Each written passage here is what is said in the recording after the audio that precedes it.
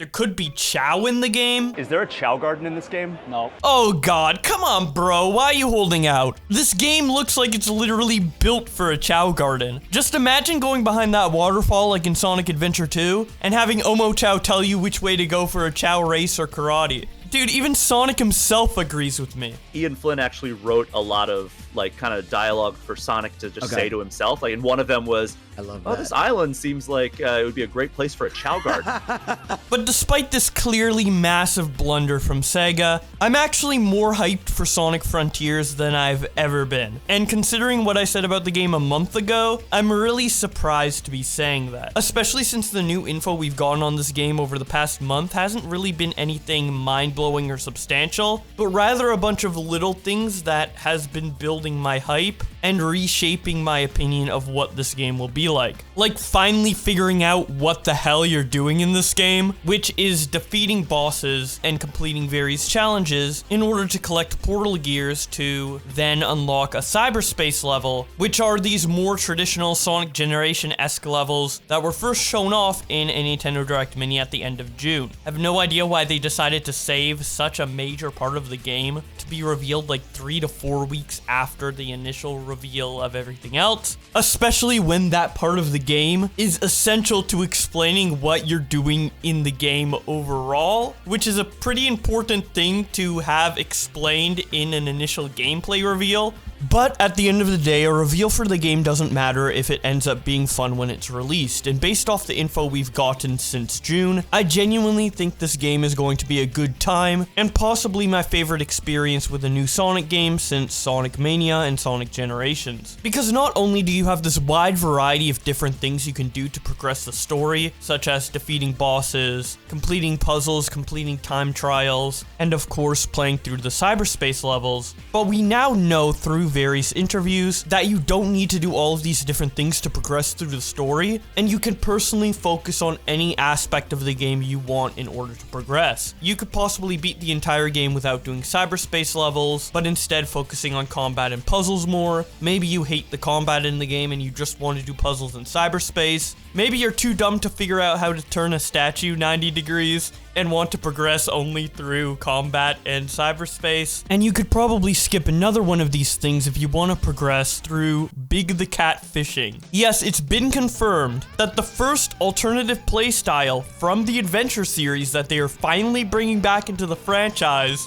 is Big the Cat's Fishing. And if that of all things is coming back, who knows what other unrevealed things could be in the game as an alternative way to progress. This really seems like the most versatile Sonic game in terms of how you want to play it, to the point where they've introduced 2 different game modes, one that's focused more on Sonic speed and for expert players, whereas another mode that's more slower paced but helps make platforming and various other non-speed related things easier for Sonic to do. A huge issue with the Sonic franchise to me over the last 20 years is Sega adding all of these ideas that some people like and some people don't like, but making it mandatory to play in order to progress the game. The biggest culprit of this is probably Sonic Unleashed. While I think both the daytime and nighttime stages of that game are very polished and well made, the 2 types of levels are such vastly different experiences to the point where it will cause a lot of people to only like one half of the game. This was also an issue to a lesser extent in the Sonic Adventure games with the treasure hunting and mech stages, as well as Sonic 06 with Silver's slower paced gameplay, and even in newer titles like Sonic Generations, Sonic Forces, and Sonic Lost World, you were forced to play these different gameplay styles in order to progress. But with Sonic Frontiers, finally, it seems like they are giving you the option to play how you want to play, which in turn should appease a lot of different Sonic fans without also alienating a lot of different Sonic fans. Because if you are a Werehog fan and like all the combat, you can focus on that in Sonic Frontiers, but if you hated that part of Sonic Unleashed, you could completely ignore it altogether. And same with any other aspect of the game. And not only can you customize what you decide to do in this game in order to progress, but you can also customize how Sonic feels. As we now know, there are 4 major things that you can consistently upgrade for Sonic throughout the game: his speed, his combat,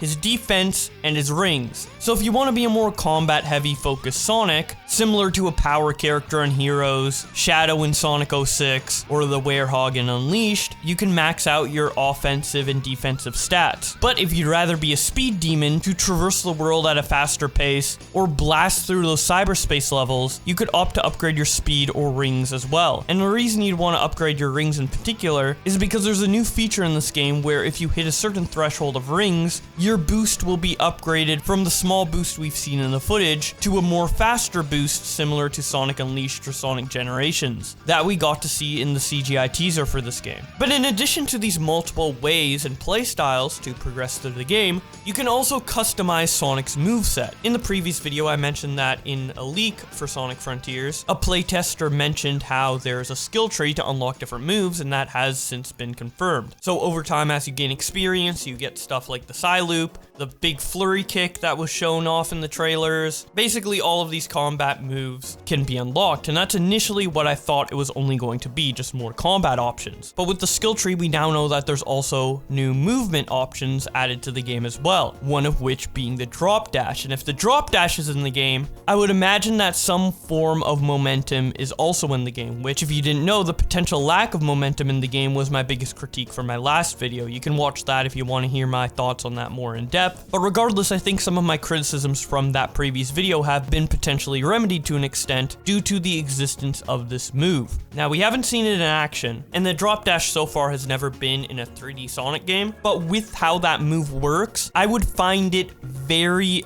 odd and disjointed if Sonic in Frontiers would perform a drop dash by a slope, and then as he's rolling down the hill, pulling back the control stick would cause him to go into the opposite direction, up the hill, with no loss of speed or momentum. Based on the footage I've seen since the initial reveal, what game journalists have said about the momentum, and the fact that that move exists, I do think that some form of momentum will be in Sonic Frontiers. Now, will it be as excessive and involved as Sonic GT, Sonic Speed Simulator, or even the original Sonic Adventure? Probably not. I doubt it's something in the game that would even be utilized to a great extent by anyone other than a speedrunner, but if it's in the game, even to a minor extent, I feel like it would massively improve the game feel and control of Sonic in this game, which is probably my biggest concern going into any new Sonic game, as ever since Sonic Heroes, Sonic's control in 3D games have always been off, at least in some way, shape, or form. Sonic Heroes having too much acceleration, causing you to slip everywhere, to even more well-received modern Sonic games like Sonic Generations, relying so much on the boost and going forward that doing sharp turns have been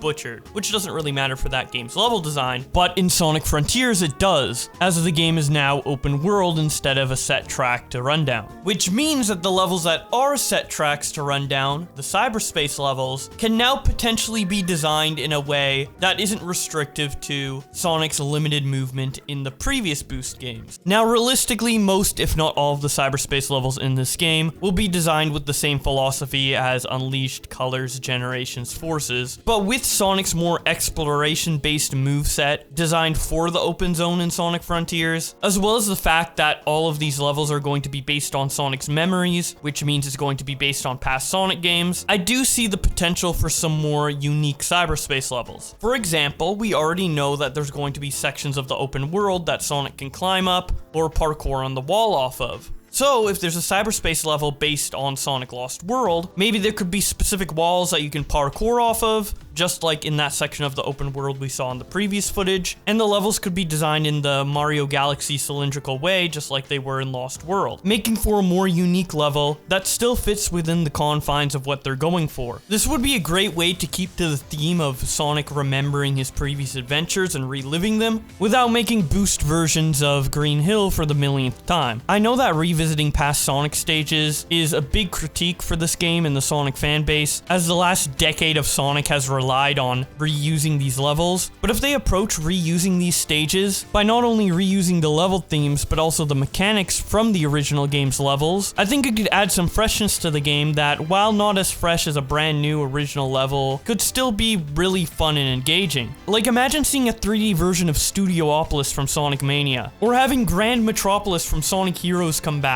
with the accelerating road paths and levitation walls. If we're getting even wilder with this idea, maybe there could be a Sonic and the Black Knight based level, where Sonic temporarily gains a sword just for that level, in order to replicate how that game felt. These ideas may seem far-fetched, and I don't expect them to actually be in the game, but I also didn't expect Big the Cat fishing to be a major part of the game, to the point where completing the fishing can earn you the same items needed to progress the main story, just as defeating a boss or completing a puzzle would. The sheer amount of ways you can approach completing this game is insane to me. I could see myself doing upwards to 4 playthroughs of this game, all with vastly different experiences and focuses on what I'm trying to accomplish, which on top of the fact that this is probably going to be the longest Sonic game to date, will also make this by far the most replayable Sonic game to date, which is super important because all the way back to Sonic 3 and Knuckles, where you could play through the game as 3 different characters, this franchise has always relied heavily on replayability. Name one Sonic fan who has not replayed their favorite Sonic game at least 5 times. They don't exist. So to see Sega heavily leading into enhancing that replayability for Sonic Frontiers is really refreshing to see, especially after we've gotten games like Sonic Forces, which is a game you'd probably want to spend 5 hours playing at most. Nothing about that game is enjoyable to replay. You did have stuff like getting the red rings and then the green hoops and then the moon rings in stages, but ignoring the fact that the stages aren't fun to replay in general, so you wouldn't want to do that, they also pretty much gave nothing other than maybe unlocking an achievement or giving you the satisfaction of completing Sonic Forces. Whereas now in the Sonic Frontiers Cyberspace levels, completing various extra tasks like collecting all the red star rings will actually give you items significant to progressing the plot. Based on what I've heard, you get a progression reward from beating the level normally, getting an S rank, beating the stage with a certain amount of rings, and beating the stage with all of the red star rings, which you could potentially do all in one go, but I assume this will cause most casual players to replay each Cyberspace stage at least 4 times, adding yet another layer of replayability to this game. Now, if the game fundamentally sucks, none of this matters, and until I get my hands on the game itself, I can't confidently say that this game will be good. But the foundation is there for a great Sonic game. And if Sonic is fun to control and the level design doesn't end up being dog shit like in Sonic Forces, I think this could be at least in the top 5 best 3D Sonic games. But that's just my opinion. I would love to hear what you guys have to say about all of this new Sonic Frontiers info in the comments section below. If you'd like to see more videos like this one, don't forget to leave a like and subscribe with notifications on, because if the likes are high enough and I can see that you guys enjoy this different content from me, I will be more than happy to continue making it. But with all that being said, thank you guys so much for watching, and I will see you in another video.